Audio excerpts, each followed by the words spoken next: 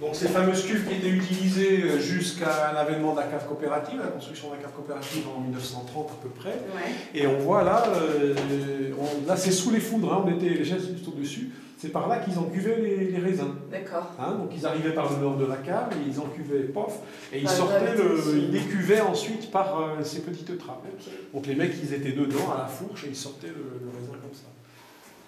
Donc là, on a créé ces ouvertures nous-mêmes, avec des murs parfois qui étaient quand même sacrément faits. Mais alors, c'était encuvé dans quel type de... C'était quoi? C'était de la pierre? Ça, ce qu'on voit. Ça, là, ouais. Oh, d'accord. C'était juste des murs en pierre crépités de ciment, comme des cuves en ciment. D'ailleurs, nos cuves béton, en fait, c'est la directe filiation de ça. Quoi, en fait, hein, c'est pas... Après, c'est moins hygiénique. Et puis là, tout au fond, on a une petite... Ça, c'est la mémoire du domaine. Donc on a toutes les cuvées. On a commencé en 99, voilà les premiers vins. Et tous les millésimes, toutes les cuvées sont là.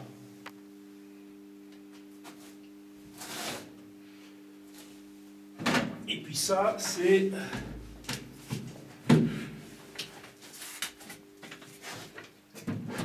Ça, c'est les préparations biodynamiques. Ah. Hein, donc c'est toutes les préparations de bousses de corne qu'on va utiliser au printemps, qu'on va commencer là au mois de mars d'utiliser. Donc c'est de la bouse de vache compostée dans des des cornes de vache qui sont enterrées pendant plusieurs mois et qui sont préparées avec les préparations biodynamiques. Et donc ça, on en utilise 120 ou 240 grammes par hectare. Donc c'est vraiment des quantités extrêmement faibles. On va mettre dans l'eau, dynamiser pendant 20 minutes ou 1 heure selon les préparations, avec la machine que je vous montrerai là tout à l'heure, Ouais. un dynamiseur, en fait, une machine qui tourne au raisin ou dans l'autre, tout ça. Et puis ensuite on tamise tout ça. Donc la bouse de corne elle-même, on l'enlève, on ne garde que l'eau, et c'est l'eau qu'on va asperger pulvériser sur les vignes. Et c'est en ce moment que vous le faites? On va commencer là, on va commencer début mars. Dès que ça commence un petit peu à bouger en termes végétatifs, on va commencer à le faire. Là, ouais.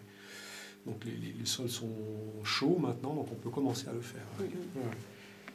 Et après, ça va se faire jusqu'au mois d'avril, environ avril.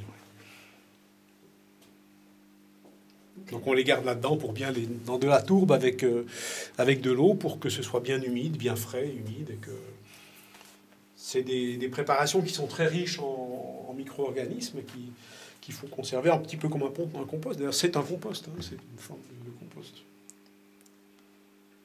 Voilà. D'accord.